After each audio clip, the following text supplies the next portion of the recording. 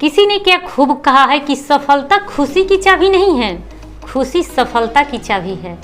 आप जो कर रहे हैं उससे अगर आप प्यार करते हैं तो आप जरूर सफल होंगे। हेलो माय यूट्यूब फैमिली, मैं एसके सरिता आज आप लोगों के साथ लाई हूँ प्राचीन इतिहास की प्रेम कथा।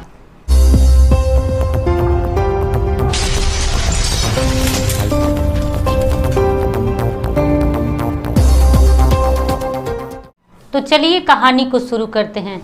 अभिज्ञान शकुंतला महाकवि कालिदास का विश्वविख्यात नाटक है, जिसका अनुवाद प्रायः सभी विदेशी भाषाओं में हो चुका है। इसमें राजा दुष्यंत तथा शकुंतला के परिणय, विवाह, विरह, प्रत्यास्था तथा पुनर्मिलन की एक सुंदर कहानी है। राजा दुष्यंत और शकुंतला की प्रेम कहानी। एक बार हस्तिनापुर नरेश दुष्यंत शिकार खेलने वन में गए। जिस वन में वे शिकार खेलने गए थे उसी वन में कर्णव ऋषि का आश्रम था। कर्णव ऋषि दर्शन करने के लिए महाराज दुष्यंत उनके आश्रम पहुंच गए। पुकार लगाने पर एक अति सुंदर कन्या आश्रम से बाहर निकलकर कहा, हे राजन, महर्षि तो अभी तीर्थ यात्रा पर गए हैं, किंतु आपका इस आश्रम में स्वागत है। उस कन्या को देखकर महाराज दुष्यंत ने पूछा, बालिके, आप कौन हैं? बालिका ने कहा, मेरा नाम शकुंतला है और मैं कर्णव ऋषि की पुत्री हूँ। उस कन्या की बात को सुनकर महाराज दुष्यंत आश्चर्यचकित होकर बोले, महर्षि तो आजन्म ब्रह्मचारी हैं, फिर आप उनकी पुत्री कैसे हुई? उनसे तो एक प्रश्न के उत्तर में शकुंतला ने कहा, वास्तव में मेरे माता पिता मेनका और विश्वामित्र हैं। मेरी माता ने मेरे को जन्म देते ही मुझे वन में छोड़ दिया था, जहाँ पर शकुंतला नामक पंछी ने मेरी रक्षा की, इसीलिए मेरा नाम शकुंतला पड़ा। उसके बाद कर्णव ऋषि की दृष्टि मुझ पर पड़ी और वे मुझे अपने आश्रम ले आए। उन्होंने मेरी भरण पोषण किया। जन्म देने वाला, पोषण करने वाला तथा अन्न देने वाला, ये तीनों ही पिता कहे जाते हैं। इस कारण कर्णव ऋषि मेरे पिता हुए। शकुंतला के वचनों को सुनकर महाराज दुष्यंत ने कहा, शकुंतले, तुम क्षत्रिय कन्या हो। तुम्हारे सौंदर्य को देखकर मैं अपना हृदय तुम्हें अर्पित करता हूँ।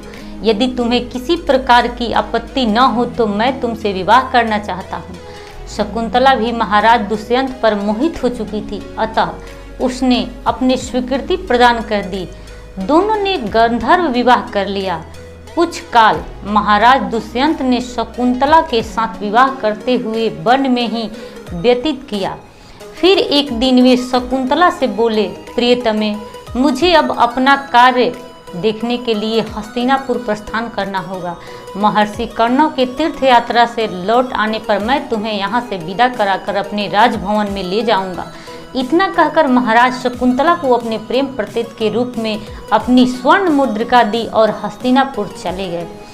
एक दिन उसके आश्रम में दुर्वासा ऋषि पधारे। महाराज दुष्यंत के विरह में लीन होने के कारण शकुंतला उनके आगमन का ज्ञान भी नहीं हुआ और उसने दुर्वासा ऋषि का यथोचित स्वभाव और सत्कार नहीं किया। दुर्वासा ऋषि ने इसे अपना अपमान समझा और क्रोधित होकर बोले, बालिके, मैं तुम्हें श्राप देता हूँ कि जिस किसी के ध्यान में लीन होकर तुमने मेरा निरादर किया, मेरा तिरस्कार किया, वह तुम्हें भूल जाएगा।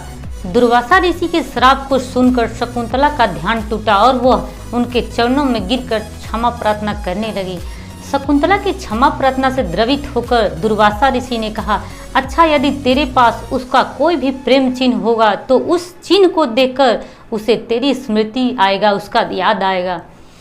कुछ काल पश्चात, कुछ समय के बाद कर्णव ऋषि तीर्थ यात्रा से लौटे। तब शकुंतला ने उन्हें महाराज दुष्यंत के साथ अपने गंधर्व विवाह के विषय में बताया। महाराज दुष्यंत के पास पहुंचकर कर्णव ऋषि के शिष्यों ने शकुंतला को उनके सामने खड़ी करके कहा, महाराज, शकुंतला आपकी पत्नी है, आप इसे स्वीकार करें। महाराज तो दुर्वासा ऋषि के श्राप के कारण शकुंतला को भूल चुके थे, अतः उन्होंने शकुंतला को स्वीकार नहीं किया और उस पर उल्टा होने का लांछन लगाने लगे। शकुंतला का अपमान होते ही आकाश में जोर से बिजली कड़क उठी और सबके सामने उसकी माता मेनका उसे उठा ले गई। जिस मछली ने शकुंतला की अंगूठी को निगल लिया था, एक दिन वह एक मछुआरे के जाल में आ फंसी। जब मछुआरे ने उसे काटा तो उसके पेट से एक अंगूठी निकले। मछुआरे ने उस अंगूठी को महाराज दुष्यंत के पास भेंट के रूप में भेज दिया। अंगूठी को देखते ही महाराज को शकुंतला का स्मरण आ गया, याद आ गया और वे अपने कृत पर पश्चात अपने किए हुए कार्य पर पश्चाताप करने लगे। महाराज ने शकुंतला को बहुत ढूंढवाया किंतु उसका पता नहीं चला। कुछ दिनों के बाद देवराज इंद्र के नियंत्रण पाकर देवासुर संग्राम में उनकी सहायता करने के लिए महाराज दुष्यंत इंद्र की नगरी अमरावती गए। साम्राज्य में विजय प्राप्त करने के पश्चात जब वे आकाश मार्ग से हस्तिनापुर लौट रहे थे तो मार्ग में उन्होंने कश्यप ऋषि का आश्रम दृष्टिगत हुआ, मतलब वो देखे। उनके दर्शन के लिए वे वहां पे रुक गए। आश्रम में एक सुंदर बालक एक भयंकर सिंह के साथ खेल रहा था। मेनका ने शकुंतला को कश्यप ऋषि के पास लाकर छोड़ा था तथा वह बालक शकुंतला का ही पुत्र था।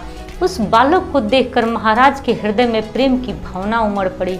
वे उसे गोद में उठाने के लिए आगे बढ़े तो शकुंतला की सखी चिल्ला उठी, हे भद्र पुरुष, आप इस बालक को न छुए, अन्यथा इसकी भुजाओं में जो बांधा हुआ काला डोरा है वो सांप बनकर आपको डस लेगा।